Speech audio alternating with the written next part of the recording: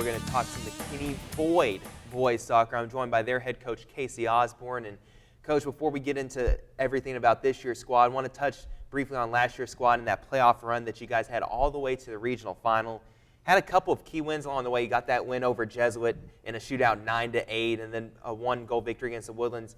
Finally against Humboldt-Keenwood, you had the 1-1 tie in regulation, and in the shootout they ended up defeating you. What was your overall kind of impression on last year's amazing run?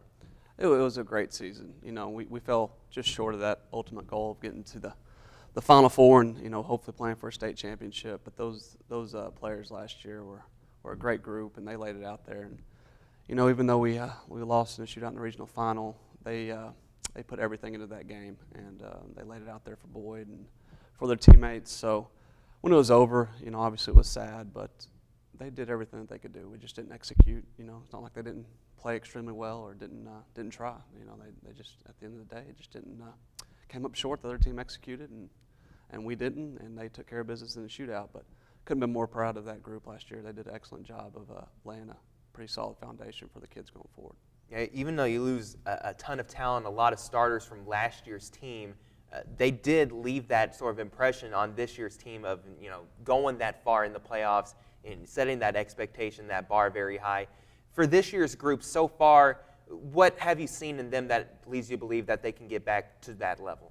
Well, success breeds success, and that's what we talk to the kids about. You know, they know the work rate that it takes to be successful, and we had an excellent off season. That's something that we've been doing in years past. So they worked extremely hard, sold out for the team, ran hard, and did all the little things that make you successful in the off season. And you know, we have some talent still. I mean, we graduated a lot of talent, but this group has got some guys who can play really well. It's just going to be about getting it together and, you know, knocking the rust off a little bit and opening some eyes for some of these young guys and getting the team cohesive and, you know, executing in the final third.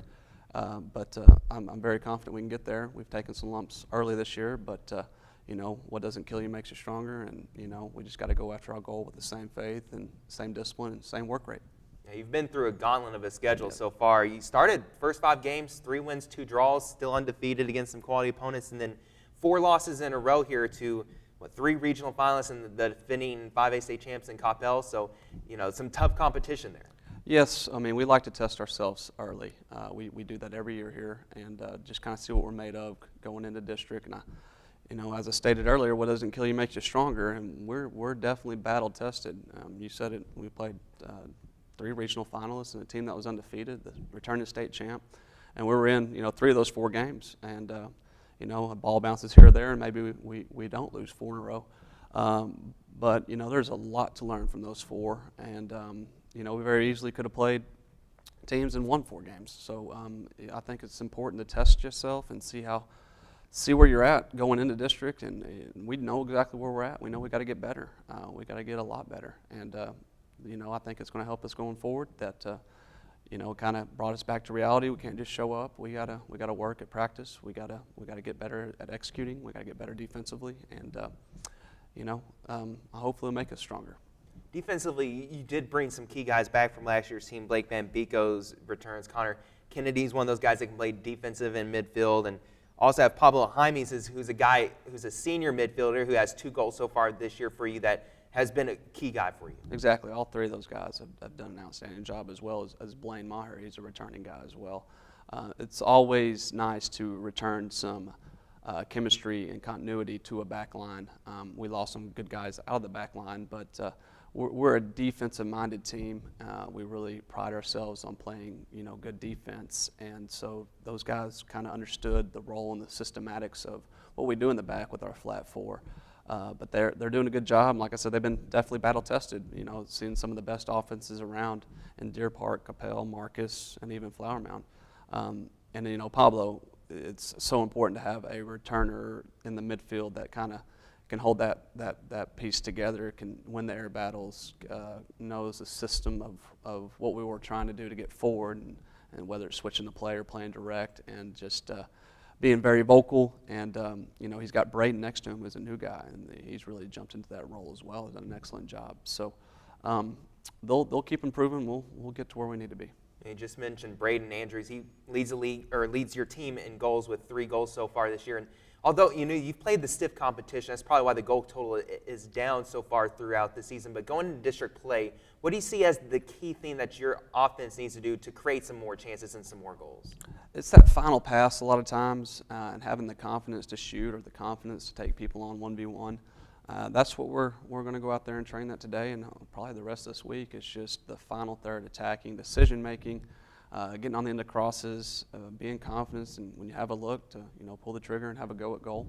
But I think a lot of it is chemistry, getting guys together and knowing where the runs are going to be and seeing the space and playing into that space. So with that, you just have to put them in those situations to let them gain that experience through training and through games, and let them find some success, and hopefully that will repeat. Hey, that worked that time, and this run was there, and when I go here, he's going to overlap or whatever. So I think it's just putting them in as many of those situations as possible in training to let experience be the best teacher for them to learn how to finish and execute in the final third. You're going into district play in about a week's time, and you're defending district champions, had a great district run last season. We talked a little bit earlier about the pressure of this team. Would the pressure get to them of having to try to repeat and live up to that expectation of repeating as district champions? And you sort of have mixed feelings about that. Yeah. As I said, if you'd asked me a week ago, I would have thought this team was confident and ready to roll. And there was a game we had last week where they felt the pressure. It was a big time game, a big time opponent, and so now we're trying to shift our focus to these players of, when we're preparing you, you get focused, you're going to be prepared, we'll train you, you'll have the tools, you're good athletes, you're good players, you're good kids. Now you just have to execute. But, take some of that pressure off of you, put it on the staff, and that's what we try to tell them, these losses, we didn't have you prepared. We're working to get you prepared. So at the end of the day, we always harp that, it's just a game. At the end of the day, it's just a game. Go out there and have fun with it, and take some of that pressure off. But, they know the bar is high, and they like it there. We've always had it there, and they want to repeat, so they're hungry. So you don't want to take too much of that away, because it is an important district goal for us, is to win districts. So, like I said, it's kind of a double-edged sword a little bit. We know that you and McKinney have really strong teams going into district. Who else are really the top teams in your district to look out for that are going to challenge you? McKinney's always good. They're very well coached. Allen, you name it. Plano, any of the Planos. Plano West was very young last year, and they're doing really well this year. Plano East made the playoffs last year. It's a very competitive soccer district. So it's hard to say who the favorite is, because every game is going to be a battle. The 4 slots last year I don't think were determined until the last district ball game. So it's going to be fun. We like it that way, to be tested every week, and we've been tested so far, so hopefully that'll help us gain somewhat of an advantage to go in of game after game after game. It's going to be a tough contest. One other question I want to ask you before I let you go is kind of about coaching, and specifically coaching players how to tackle nowadays, because I watch the professional leagues on TV, and there's some horrible challenge being made by professionals. I know last week there was a guy for Arsenal, Matthew Flamini, who came in with a 2-footed challenge over the ball and got a straight red card. At the high school level, what are you teaching your kids about tackling to make sure you don't pick up these red cards in games and that you keep everyone safe? We do a lot of 1v1 defending drills, especially in the off season, where we stress the 4 Ds of defense, and it's just technique, really. We don't want them leaving their feet at all. If you leave your feet, you have a better chance of getting beat. So we just work on their hips, shifting hips, keeping the ball in front of frame. Your responsibility as a defender is to always take away the back pole. So we just have a lot of quick foot exercises to try to channel, try to force the ball where you want it to go, but never leave your feet. And you only go into a tackle if you're 100%. And during that, we don't tell them to leave their feet, unless it's an absolute necessity. But if you put yourself in that situation, you're probably beat already. So we try to just train quick feet, quick hips, turn, shift, and keep your body in front of the ball and back pole. It's important for any parents that are listening to this game to make sure you start to teach the kids young how to make those tackles properly. Coach Osborn, thanks again for joining me today. It's always a pleasure to see you. Thank you. Great start so far in the year for McKinney Boyd, facing some tough competition, looking to go and repeat their District 10-5A championship that they had last year. It's going to be a tough gauntlet of a schedule, as always, but Broncos are ready for it. Once again, we thank Coach Pocock, Coach Osborn, and Coach Sills for being our guests on today's show. Boys soccer begins district play soon, so be sure to pack Poe for McKinney ISD home matchups. Major playoff implications in this Tuesday's Boyd versus McKinney High girls basketball game. Be sure to check that one out. We'll discuss that game and preview girls basketball playoffs on next week's episode. Until then, from all of us here at Sports Talk, I'm Tyler Sloan. Have a great week.